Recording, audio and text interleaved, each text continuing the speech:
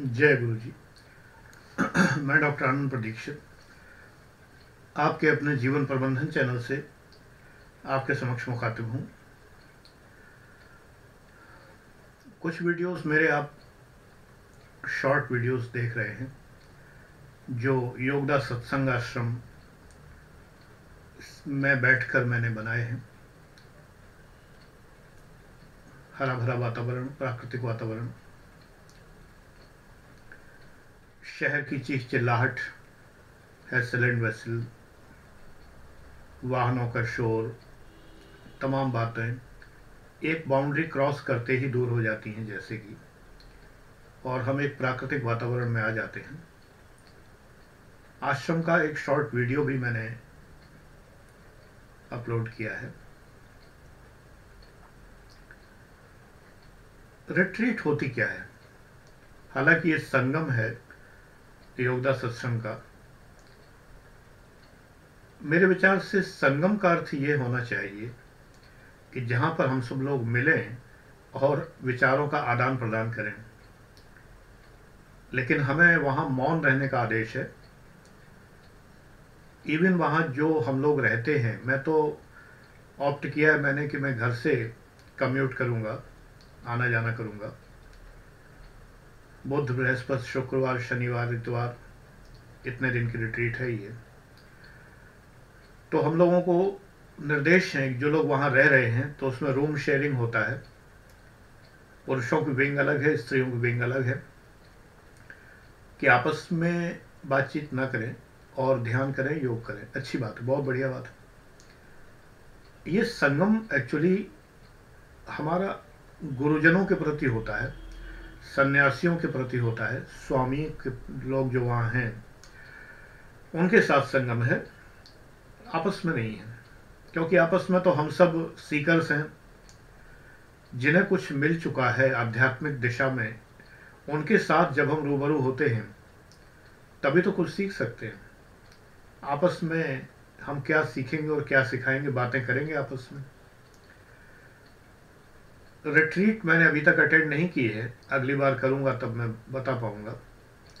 लेकिन जिन लोगों ने की है, योगदा की नहीं, विपश्यना की है, उन्होंने अपने अनुभव बताए हैं कि एक हफ्ते के लिए बिल्कुल बंद, ना मोबाइल ना कुछ ना कुछ। यहाँ पर हम लोगों के पास मोबाइल फ़ोन्स होते हैं, रहते हैं, बने रहते हैं, बट वो स्विच ऑफ रखने होते हैं। भोजन के समय में हम उन्हें ऑन करके आवश्यक कॉल बहुत धीमे स्वर में, कोई डिस्टर्ब ना हो, ऐसे कहीं थोड़ा बाहर निकल के कर सकते हैं। निर्देश ये है कि कोशिश करें कि ना करें, बहुत आवश्यक हो तो ही करें। मैंने तो वीडियो भी रिकॉर्ड कर लिए, खैर छोटे छोटे वहाँ बैठ के। रिट्रीट में बिल्कुल मौन, जैसे मेरे कुछ स्टूडेंट्स ने किया था विपश्यना का, तो उन्होंने बताया, या तुम बच्चों में किसी ने किया हो तो कमेंट्स में बताना, या किसी और प्रकार की रिट्रीट की हो तो बताना। रिट्रीट का अर्थ ये है कि हम वापस लौटें, फिर से अपने अंदर वापस लौटें। असल में सारा मामला अंतर्मुखी होने का है। मैं तो हूं ही अंतर्मुखी, पहले से अंतर्मुखी होने का है। योगदा सत्संग में जो संगम होता है, इसमें प्रातःकाल जो भी चाय नाश्ता इत्यादि, इसके बाद लगातार क्लासेस होते हैं।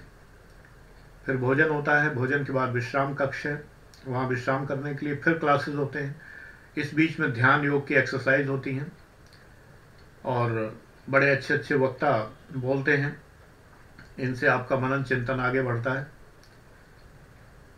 ये रात तक चलता है, 9 बजे तक कार्यक्रम करीब करीब। मैं कई बार शाम का अटेंड नहीं कर पाता, थक जाता हूँ, तो मैं जल्दी घर आ जाता हूँ कभी कभी। अभी हुए कितने दिन हैं, आगे क्या करूँगा ये नहीं पता मुझे।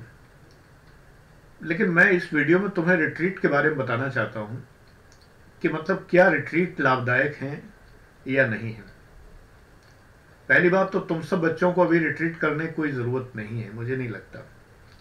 मेरे क्लास के लोगों ने जो की, बच्चों ने, मेरे स्टूडेंट्स ने, तो कुछ दिन तो वो बदले बदले लगे, ऐसा लगा जैसे कि प्लास्टर कर दिया गया हो किसी उछलती कूदती चीज़ पर, लेकिन वो इतना उछल कूद रही है, मन के अंदर भावनाएं मचल रही हैं कि वो प्लास्टर को तोड़ के फिर थोड़े दिनों में बाहर आने लगेंगी। ये हमारी भावनाएं ही तो बड़ी विचित्र हैं। हमारे मन को भटकाता कौन है? ज्ञानेंद्रियां 5। संसार से जितना अधिक लगाव, कम्युनिकेशन होगा, उतना ही तुम चिड़चिड़े, बेचैन और तनाव में रहोगे। जितना कम इंटरेक्शन होगा उतना ही ये तनाव कम होगा। कम इंटरेक्शन मेरा रहा हमेशा से, मुझे कम तनाव हुआ। मैंने बुआओं, मौसियों, चाचियों, नानियों इत्यादि की तमाम जो रिश्ते में होते हैं लोग, उनकी एक नहीं सुनी कभी भी, किसी भी मामले में कोई बात नहीं सुनी। मैंने अपने मन की बात की, पिता की सुनी, माँ की सुनी। उन्होंने कहा कि तुम्हें पीएचडी करना है तो करो।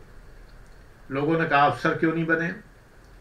टॉपर थे, बड़ी उम्मीद थी कि अफसर बनेंगे, पीएचडी करने लगे। मैंने नहीं सुना, पीएचडी की। नौकरी नहीं मिल रही थी, अफसर बन गया। पीएचडी करके भी कोई ढंग की नौकरी नहीं मिल रही थी, प्रोफेसर की, अफसर बन गया। तब लोगों ने कहा कि लो फिर पीएचडी का फ़ायदा क्या हुआ, ये है वो है। नहीं सुनी मैंने, अपने मन की हमेशा। चाहे बेटों की शादी हो, चाहे अपनी शादी हो, पिता ने अपने मन की, अपने पिता की नहीं सुनी उन्होंने। वो विरुद्ध थे, मेरा विवाह वहां नहीं करना चाहते थे जहां हुआ, लेकिन मेरे पिता ने नहीं सुना। उन्होंने कहा कि ये ठीक है तो ठीक है। तो मैंने एक सात्विक मनमानी सीखी जीवन में। सात्विक मनमानी ये कि जिससे किसी का कुछ बिगड़ नहीं रहा हो, मुझे लगता है कि ये ठीक है, ये उचित है। मेरे दादाजी चाहते थे कि वो जहाँ कहें वहाँ विवाह हो, जिससे उनका वर्चस्व उस मोहल्ले में बना रहे जहाँ वो रहते थे। वहाँ का एक विवाह वो लेके आए थे और ज़बरदस्ती जिद कर रहे थे कि वो कर लिया जाए। लड़की मुझसे बड़ी थी, कई वर्ष उम्र में बड़ी थी, लेकिन वो फिर भी जिद कर रहे थे। मेरे पिता ने कहा नहीं, ये मैं नहीं करूँगा। तो ये सात्विक मनमानी है, एक आदर्श मनमानी है, एक आइडियल मनमानी है। This is a realistic despotism जो मैंने सीखा। अंतर्मुखी मैं पहले से हूं। मुझे नहीं लगता कि रिट्रीट से मेरे में परिवर्तन आएगा, क्योंकि मैं तो वही हूं जो कहा जा रहा है। हाँ, मैं वो नहीं हूं जो भगवान कृष्ण ने गीता में 16वें अध्याय में बताया है। ये मैं किसी और दिन डिस्कस करूंगा, एनालाइज करूंगा। अभी श्रीमद् भगवद गीता मेरे सामने मैंने ओपन नहीं किया है और याद मुझे है नहीं पूरे गुण कितने बताए हैं। सामने देखूंगा फिर तुम्हें समझाऊंगा, लेकिन मैं जानता हूं वो सारे गुण मेरे में नहीं है। डिटेल में डिस्कस करूंगा तब बताऊंगा। और वैसे तो ये है कि क्रोध गीता में सबसे बड़ा शत्रु बताया गया है। क्रोधात् भवति सम्मोहा, सम्मोहात् स्मृति विभ्रमा, और आगे बहुत कुछ है।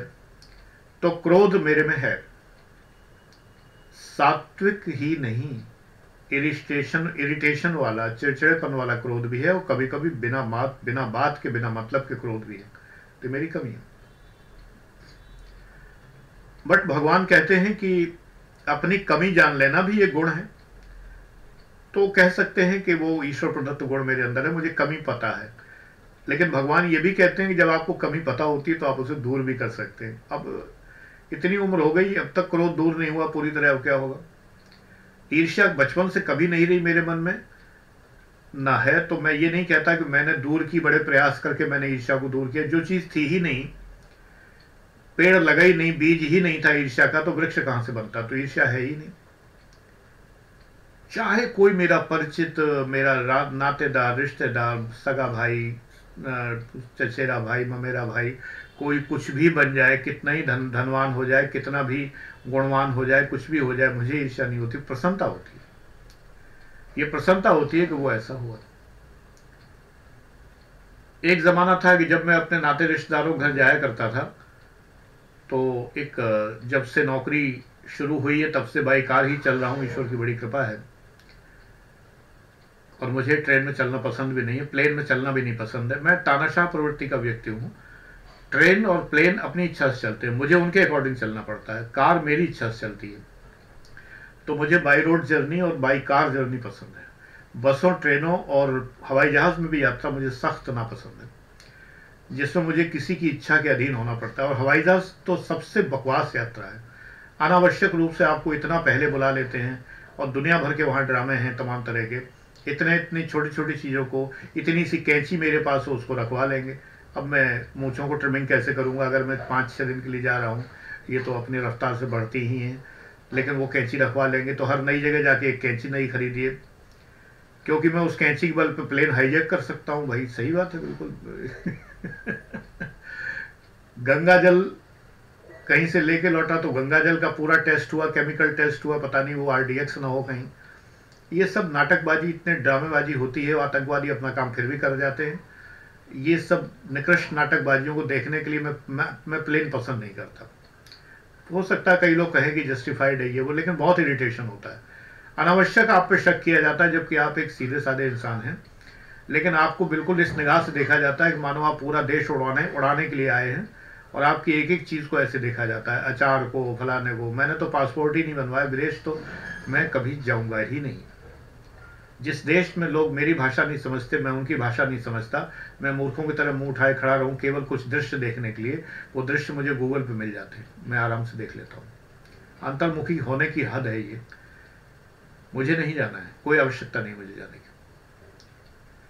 कहते हैं ना, जाके प्रिय न राम वैदेही तजिए ताहि कोटि बैरी सम यद्यपि परम सुनेही। अब मेरे कई नातेदार रिश्तेदार तमाम, उनका एक पैर विदेशों में ही रहता है। मेरे समधी जी रिटायरमेंट के बाद वो विदेश यात्रा उन्होंने खूब अच्छी की, मुझे बड़ी प्रसन्नता होती है। मैं उनको बहुत, उनका दिमाग नहीं खाता कि आप हर जगह का पूरा डिस्क्रिप्शन बताइए और ये वो, लेकिन मुझे बड़ी प्रसन्नता होती है कि बहुत अपना समय बड़े अच्छे से पास करते हैं। लेकिन मैं प्रेरित नहीं होता कि मैं भी जाऊँगा। ऐसे ही मेरे एक और साड़ू भाई हैं, वो विदेशों में ही बने रहते हैं, साइंटिस्ट हैं। अच्छा लगता है मुझे, दैट्स ऑल। अच्छा है, घूमते हैं। मैं उनको उपदेश नहीं देता अगर ये क्या रखा है और वो विदेशी लोग और ये फलाना ढिमाका। मुझे उनकी स्किल बड़ी अच्छी लगती है कि वो भाषा नहीं जानते, वो लोग हमारी भाषा नहीं जानते, फिर भी वो इतना अच्छा समय बिता के आ जाते हैं। मेरे अंदर ये स्किल नहीं है, आई एम सॉरी, मेरे अंदर ये स्किल नहीं है। मैं इजी गोइंग आदमी हूं, सरल व्यक्ति, सरलता से रहना पसंद करता हूं। जीवन में बहुत ज्यादा तनाव नहीं देना चाहता कि अब मुझे अगर ये कहना है तो मैं कैसे कहूं, इसके लिए मैं चिंतन नहीं करता। चेन्नई में मुझे मनपसंद भोजन नहीं मिल रहा था तो एक बात के लिए कोफ्त जरूर हुई कि हम तो उस प्रदेश के लोगों के लिए डोसा, इडली और पूरा साउथ इंडियन रेस्टोरेंट्स बना के रखते हैं, और वो लोग हमारे लिए पराठा नहीं दे सकते। कभी ये नहीं सोच सकते कि नॉर्थ इंडियंस कभी आएंगे तो पराठा, छोले भटूरे, हर चीज़ में रसम डाल देंगे ज़बरदस्ती, और मछली का पाउडर डालने को तैयार। लाख में कह रहा हूँ मैं वेजिटेरियन हूँ, नहीं थोड़ा सा है, थोड़ा सा डाल देते हैं, बढ़िया हो भगत। मछली के पाउडर के लिए मछली का पाउडर थोड़ा सा तो डाल ही देते हैं, और क्या पता बड़े स्नेह से उसने डाल भी दिया हो। हालांकि मुझे इतनी बदबू आती है कि मैं उसको तो सह नहीं पाता, तो मुझे पता चल जाता। But I am sorry to say कि तमिलनाडु में भोजन का एक्सपीरियंस बहुत खराब हुआ था, बहुत ज़्यादा खराब। जब रामेश्वरम गया मैं, ये समस्या और कहीं नहीं होती है प्राय, ज़्यादा और प्रदेशों में। तो अंतर्मुखी तो बच्चे मैं पहले ही हूँ बहुत ज़्यादा, तो रिट्रीट मुझे अंतर्मुखी होना सिखाती है। योगदा सत्संग में ध्यान की प्रविधियाँ सिखाई जाती हैं, ध्यान के बारे में बताया जाता है, मेडिटेशन के बारे में बताया जाता है, बहुत अच्छा बताया जाता है। एक स्टेप ऊपर उठने में सहायता मिलती है, 2 स्टेप ऊपर उठने में सहायता मिलती है, 3 स्टेप ऊपर उठने में सहायता मिलती है। ये उद्देश्य अच्छी बात है। बेसिक प्रश्न रह जाते हैं, व्यक्तिगत परामर्श के लिए समय है, वहाँ दिया जाता है। सन्यासी हैं, योग्य सन्यासी हैं। व्यक्तिगत परामर्श पे मैं अपने कुछ प्रश्न देखूंगा, उठाऊंगा। मैं समझता हूँ मेरा उत्तर मुझे मिल जाएगा, जहाँ तक मुझे लगता है। लेकिन मैंने जिन बच्चों को विपश्यना रिट्रीट करके आए हुए देखा, या गायत्री परिवार में भी एक होता है, कुछ होता था पहले 7 दिन के लिए बिल्कुल एक रूम में रहना और बिल्कुल न किसी से बात करना, वो लोग भी जब आए तो कुछ कुंद बुद्धि लगे मुझे। मैं गायत्री परिवार को बहुत पसंद करता हूँ और मेरी सारी पूजा पद्धति उन्हीं से प्रेरित है। एक पतली सी किताब आती है गायत्री पूजा पद्धति की, मैं पूरी पूजा पहले उसी पद्धति से किया करता था। अब तो मैं 2 मिनट भी नहीं लगाता, एक श्लोक पढ़ता हूँ, 2 अगरबत्ती लगाता हूँ, हाथ जोड़ता हूँ, प्रणाम करता हूँ, बस इतना ही करता हूँ, कोई पूजा करता ही नहीं हूँ। दिन भर ध्यान और सत्संग सुनना, प्रवचन सुनना, अच्छे लोगों को सुनना, भजनों को सुनना, और रामचरितमानस हो या कुछ भी हो उनको निरंतर सुनना, राजन जी महाराज के भजन सुनना, तमाम बड़े अच्छे अच्छे, मैं तो सबको इन्हें संत ही कहता हूँ कि बहुत अच्छे भजन हैं जो इन लोगों ने गाए हैं, और उसको सुनकर आप अपने अनुसार इंटरप्रेट करें और अपने अनुसार मज़े में रहें। ये बहुत बड़ी रिट्रीट है कि जब उनको सुन के कनक भवन दरवाजे पड़े रहो, राजेश्वरानंद जी स्वर्गीय, अब उनका भजन इतने सुंदर, मैंने उस दिन अपने फैन पेज पर डाले थे कुछ, मैं दोबारा दोहराऊंगा नहीं। ये सब सुनना भी एक रिट्रीट है। आप अंतर्मुखी होते हैं, आप दुनिया से कटते हैं, मुख्य बात तो दुनिया से काटना है। अब दुनिया से क्यों कटें भाई, दुनिया में आए हैं तो जीना ही पड़ेगा, नहीं, दुनिया में आए हैं शान से जिएंगे, जीना ही पड़ेगा नहीं। दुनिया है जहर तो पीना ही पड़ेगा, नहीं, जहर किस बात का है, इसमें से अमृत छांटना है मुझे। किसी मजबूरी में दुनिया में जीने नहीं आया हूं, जीऊंगा तो शान से जीऊंगा, अपने मन का तानाशाह, दूसरों को तंग नहीं करूंगा। इदी अमीन या जीन बैडल बोकासा नहीं हूं, जिया बैडल बोकासा या आयतुल्ला खुमैनी या नॉर्थ कोरिया वाला जिसकी हेयर स्टाइल तुम लोग नकल करते हो, किम जोंग, वो नहीं हूं, इतना महापुरुष हूं भी नहीं। दूसरों को अपने बल पर नचाना नहीं चाहता, लेकिन किसी के नचाए नाचूंगा भी नहीं। सब ही नचावत राम गुसाई, सबको नचाने वाला तो एक है राम, उसके नचाए नाच रहा हूं, किसी के नचाए नहीं नाचूंगा। इस मामले में तानाशाही। लेकिन ये कहो कि मैं दुनिया को अपने हिसाब से नचाना चाहूं तो वो नहीं करूंगा ना, दैट्स रॉन्ग। हाँ, मेरे घर में कोई आएगा तो मेरी शर्तों पे आएगा। तुम्हें कैसा लगेगा अगर कोई तुम्हारे घर में आए और तुम्हारे सोफे पर पैर फैला के जूते पहने लेट जाए और फिर जोर से ऑर्डर करे कि जाओ एक कप चाय लाओ, और ये क्या बैठे हो मक्कारी कर रहे हो, इतनी देर हो गई अभी तक चाय नहीं बनाई, तुम्हें बुरा लगेगा ना। तो इसी तरह मेरे चैनल है, मेरा घर है, ये फेसबुक है, ये यूट्यूब है, ये मेरा घर है, इनमें जो आएगा वो मेरी शर्त पर आएगा, मैं उसकी शर्तों पर नहीं चलूंगा, वो मेरी शर्त पर आएगा। अच्छा लगे तो रहे, ना अच्छा लगे तो ना रहे, इस मामले में तानाशाह हूं मैं। उसको अपने अकॉर्डिंग चलाऊंगा, अपने घर में तो चलाऊंगा ही चलाऊंगा, मेरा घर है, मेरे अकॉर्डिंग चलना पड़ेगा। अगर आओगे रहोगे then you have to, but मैं तुम्हारे घर में तुम्हारे अकॉर्डिंग, तुम्हारे घर में अपने अकॉर्डिंग तुम्हें नहीं चलाऊंगा कभी भी। तुम्हारा घर है, अपने अकॉर्डिंग चलो। तो रिट्रीट्स बेटा जितनी होती हैं, ये कुछ दिन के लिए ट्रेनिंग देती हैं अंतर्मुखी होने की। जो व्यक्ति स्वयं अंतर्मुखी है, तुम में से कई बच्चे हैं जो अंतर्मुखी हैं, इंट्रोवर्ट इंग्लिश में कहते हैं जिसे। तो जो बच्चे इंट्रोवर्ट हैं वो काफी हद तक रिट्रीट ही कर रहे हैं, जो अपने बारे में सोचते हैं, स्वार्थ में नहीं है, अपने बारे में चिंतन करते हैं, मेरे अंदर क्या कमी है। जबरदस्ती की कमियां भी मत बताओ, ये भी दम्भ है। मौसम कौन कुटिल खल कामी, अरे भाई क्यों संत जी महाराज, आप कुटिल कहां हैं, आप खल कहां हैं, दुष्ट कहां हैं। बुरा जो देखन में चला, मुझसे बुरा न कोई, अरे आपसे बुरा, आप क्यों बुरे हैं। इतनी विनम्रता भी कबीरदास जी, तुलसीदास जी, रहीमदास जी इत्यादि दास जी अच्छी नहीं है, ये अच्छी बात नहीं है। इतनी विनम्रता क्यों, आप बिल्कुल नहीं है खल, आप बिल्कुल दुष्ट नहीं है, आप संसार को राह दिखा के गए हैं। किसने कहा कि आप खल हैं, दुष्ट हैं, नहीं। हाँ, ये ठीक है कि मैं संसार में सर्वोपरि हूं, गलत बात है, मैं सर्वोपरि नहीं हूं, लेकिन मैं संसार का निम्नतम निकृष्टतम व्यक्ति हूं, यह तो गलत बात है। निष्प्रह भाव से ऑब्जेक्टिवली अपना परिचय दीजिए। क्या हो रहा है, मैं डॉक्टर आनंद प्रदीक्षित, मैं हूं डॉक्टर आनंद प्रदीक्षित, डॉक्टरेट की डिग्री ली है, 4 साल रगड़ के मेहनत की है, तो डॉक्टर तो लगाऊंगा नाम के पहले। लेकिन ये थोड़ी है कि मैं अकेला डॉक्टर हूं, मैं ही सर्वज्ञ हूं, मैं ही सबसे अधिक जानता हूं और मुझसे ज्यादा किसी को ज्ञान नहीं है। ये तो गलत बात है। हाँ, एक बात सत्य है जो मैं यहां कह दूं दोबारा, इस चैनल की बात नहीं, वो उस चैनल की है। इस मामले में तो मैं लगभग अकेला हूं।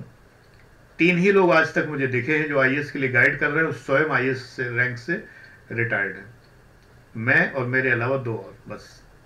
तो मैं उन 2 का नाम भी हमेशा लेता हूं, उनसे कोई ईर्ष्या नहीं करता, हमेशा लेता हूं। लेकिन यह भी हमेशा कहता हूं कि जो स्वयं जहां पहुंच ही नहीं सका आपको वहां ले जाना चाहता है, इससे बड़ी हास्यास्पद बात कौन सी होगी। इसमें कोई दम्भ नहीं है, इसमें कोई घमंड नहीं है, रियलिटी चेक है। ये रियलिटी तुम्हें बताना है जिससे कि तुम ठगे ना जाओ, लूटे ना जाओ।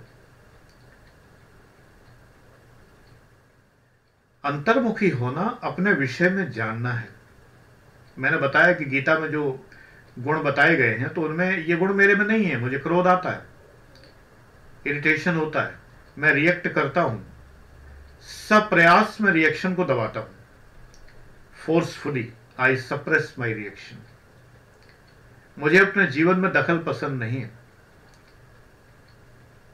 मैं सन्यासी नहीं हूं, साधु नहीं हूं, स्वामी नहीं हूं, आनंद प्रदीक्षित हूं, जो नाम मैंने अपने को दिया है। क्योंकि प्रमोद का अर्थ आनंद होता है, लगभग लगभग, पूरा तो नहीं।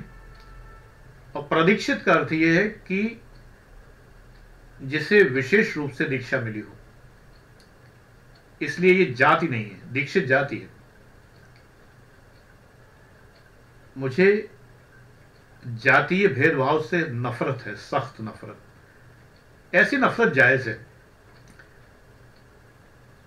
ये कहिए कि नफरत दिल से निकाल दो, तो बेटा बुराइयों के प्रति नफरत तो होनी ही चाहिए।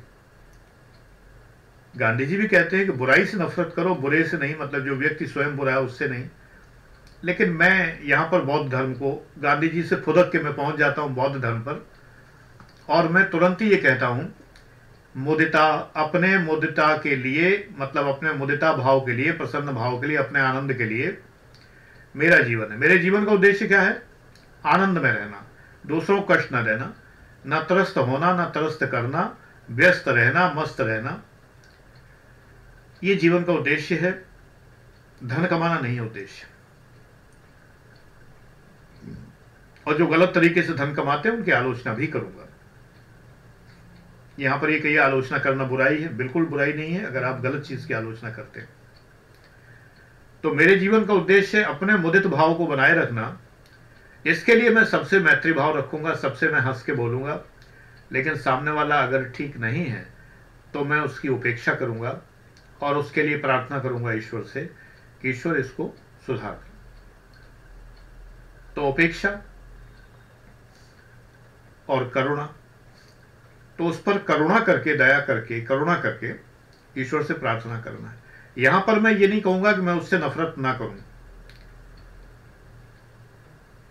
वो गलत आदमी है, डकैत है, चोर है, बलात्कारी है, कुछ भी है, नफरत तो मुझे होगी।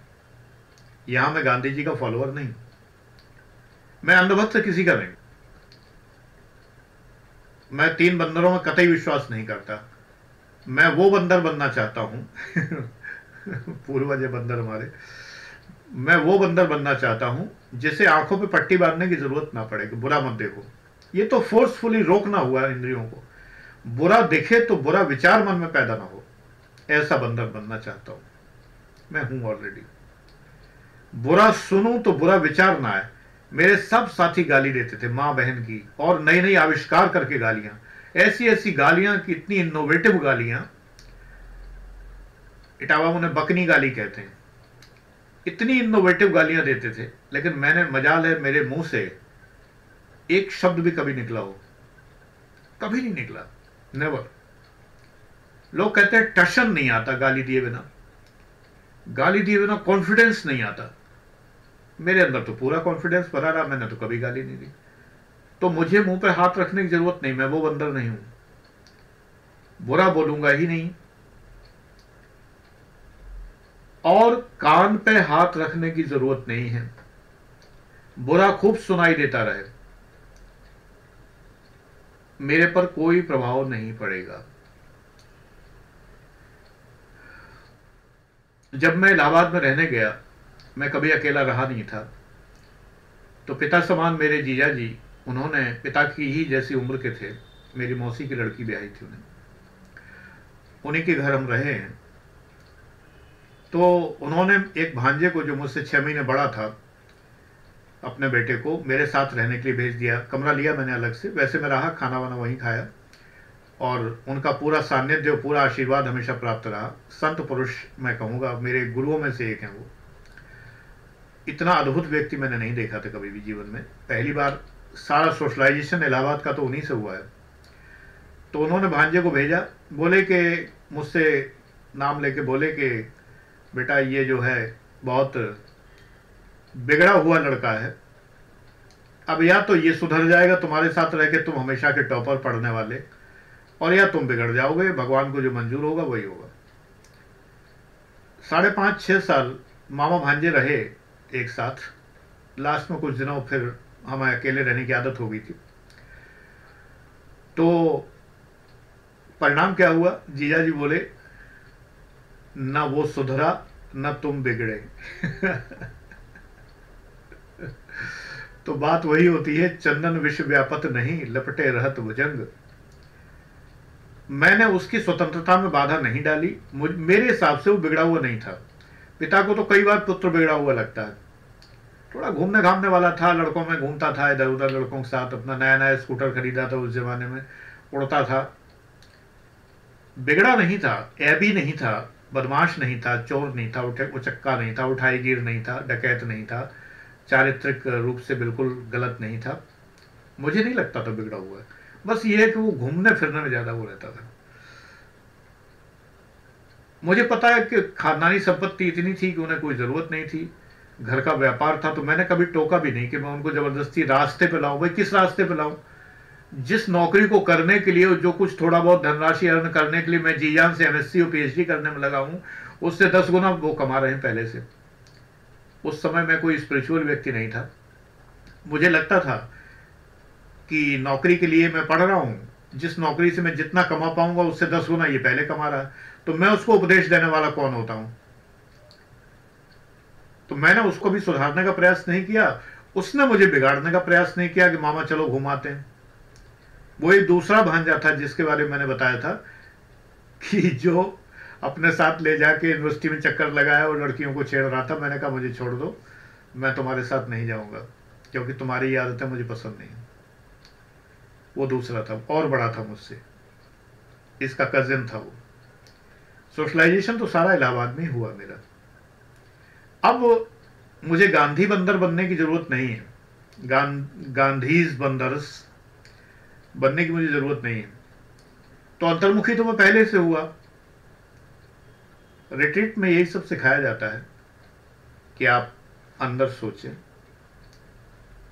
आत्मानम, आत्मा को जानिए, नो दाई सेल्फ, अपने को समझिए, वापस लौटिए। आपकी दृष्टि बहिर्मुखी है तो वापस लौटिए। जब मेरी है ही नहीं बहिर्मुखी, तो मैं वापस कहां लौटूंगा? आनंद लेता हूं संसार का, 5 ज्ञानेंद्रियों से जो आनंद मिलते हैं, आनंद लेता हूं। सुख नहीं, आनंद। सुख में और आनंद में फर्क है। सुख ऐन्द्रिक है, आनंद स्पिरिचुअल है। आनंद एक अलग चीज है। मुरारी बापू कभी कभी भजन गाते गाते फिल्मी गाने गाने लगते हैं। मैं इसको बुरा नहीं मानता, वो खो जाते हैं।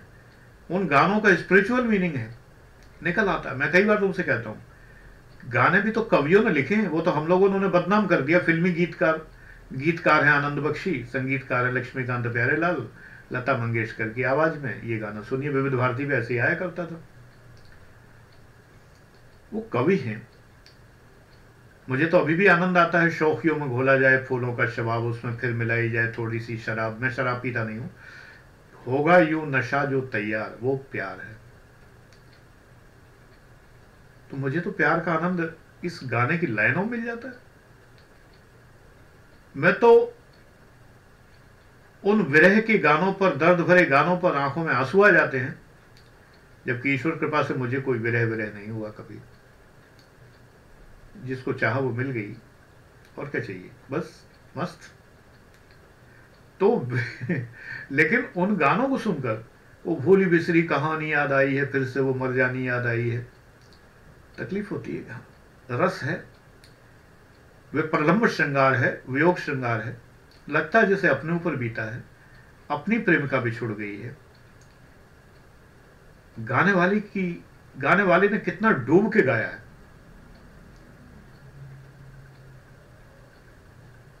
ऐसी बातें होती हैं। पंजाबी सैड सॉन्ग्स इतने जबरदस्त हैं, मैं तो पूरा आनंद लेता हूं उनका। ऐसा लगता है जैसे मेरी ही गर्लफ्रेंड बिछुड़ी है। ऐसा जीव जो कभी मेरी लाइफ में नहीं रहा, ऐसा जीव जिसे कभी मैंने पाला नहीं, कभी किसी का पट्टा अपने गले में डाला नहीं, कभी किसी गले में अपना पट्टा नहीं डाला। पति पत्नी का वैवाहिक बंधन बराबरी का बंधन होता है, एक दूसरे का पट्टा नहीं डालते। लेकिन ये दर्द भरे सॉन्ग सुन के एक पेन फील होता है अंदर से।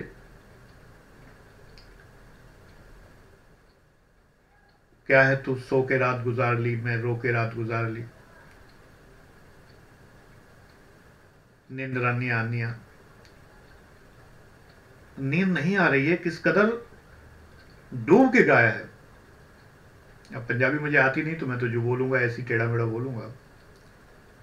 निंद्रानी ओनिया है, पता नहीं आनिया है, भाव समझ में आ जाता है। टुकुर टुकुर आसमान देख रहा है प्रेमी। अब कबीर में और इसमें क्या हुआ? कै कोई जागे रोगी भोगी, कै चातक कै चोर, कै कोई जागे जति बिरहिया, लगी राम से डोर, निंद्रानी ओनिया, नींद नहीं आ रही, विरही है, इसको नींद नहीं आ रही। इतना चिंतन जब आप कर लेते हैं तो रिट्रीट तो हो ही जाती है अपने आप। जीवन का प्रतिक्षण रिट्रीट का क्षण हो, अंतर्मुखी क्षण हो, आप अंदर झांक रहे हैं। आनंद लेने के लिए मैंने कहां झांका? अंदर। गाना सुना कहां से? टीवी से, यूट्यूब से, या कहीं से भी। लेकिन चिंतन कहां लिया मैंने? अपने मन में, हृदय में। भगवान को कुछ लोग प्रेमी के रूप में देखते हैं, तो उससे संयोग श्रृंगार और वियोग श्रृंगार दोनों ही देखते हैं। कहां देखते हैं? हृदय में। हर चीज फील कहां होती है? सेंसोरियम में। रूप रस गंध स्पर्श स्वाद इत्यादि सब सेंसोरियम में फील होते हैं, एक ही जगह। सेंसरी ऑर्गन्स को कट करना बहुत ज्यादा कठिन नहीं है। ये चॉइस है कि हम कब कट करते हैं, कब नहीं करते। तो बेटा मैंने देखा है कि जो मेरे क्लास के बच्चे, जो स्टूडेंट्स मेरे रिट्रीट करके आए, मुश्किल से 3 दिन 4 दिन 5 दिन, ज्यादा से ज्यादा उनकी लाइफ में परिवर्तन दिखाई दिया मुझे। फिर वो ज्यों के त्यों हो गए।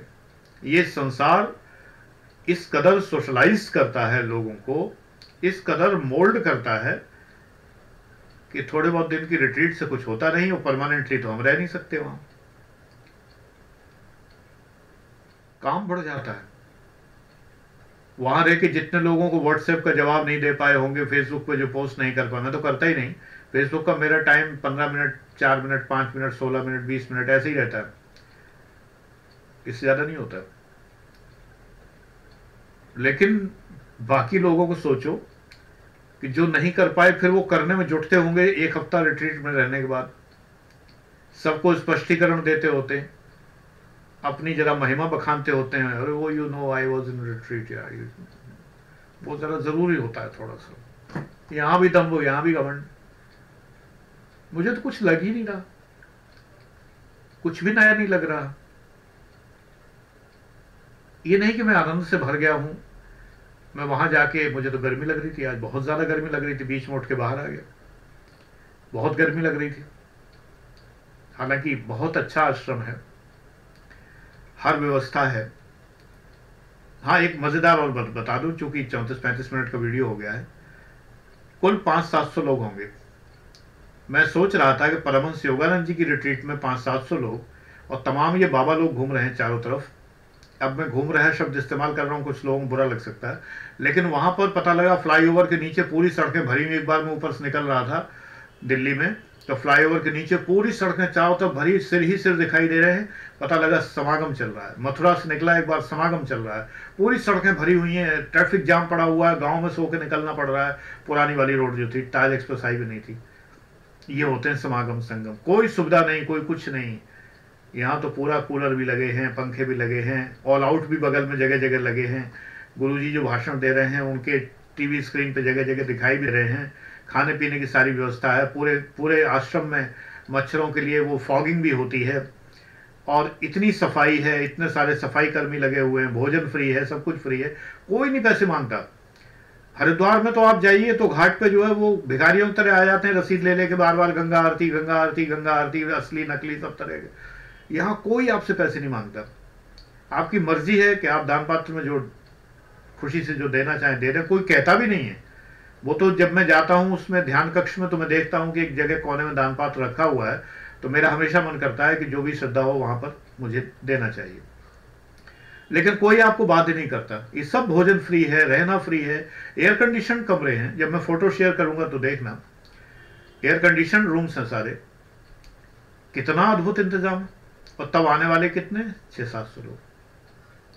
पूरा पंडाल भी नहीं भरा जो संडे में भर जाता है, ये स्थिति। हाँ, रिट्रीट की फीस केवल 600 रुपए, रिट्रीट में आने की ओनली 600। सोचिए 6 दिन के लिए अगर 600 रुपए लिए गए तो कोई बहुत बड़ी बात नहीं है। तब मैं सोचता हूं कि मेरे चैनल पर अगर थोड़े से बच्चे लाइक करते हैं तो मैं बाकी लोगों से बेटर हूं, जिन्हें मिलियंस ऑफ पीपल लाइक करते हैं। क्योंकि परमहंस योगानंद जी बाकी सारे इन लोगों से बेटर हैं हर हालत में।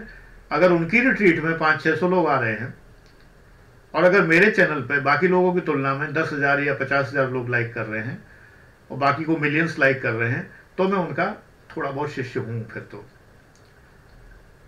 अच्छे को कम लोग लाइक करते हैं और चलताऊ माल दुनिया पसंद करती है। सोम बाजारों में बड़ी भीड़ होती है, मंगल बाजारों में, सोम बाजारों में, हाट में वही हाल है। तो मुझे ये जरूर तसल्ली बहुत बड़ी हुई, मेरी शिकायत दूर हो गई कि मेरे चैनल को APLM को 10-12 हजार लोग लाइक करते हैं और उसको 50-48 हजार लोग लाइक करते हैं, जबकि दूसरों को लोग मिलियंस लोग लाइक करते हैं। वो शिकायत दूर हो गई। अच्छे के कदरदान बहुत थोड़े हैं, बस ये बात है। Thank you very much and God bless you.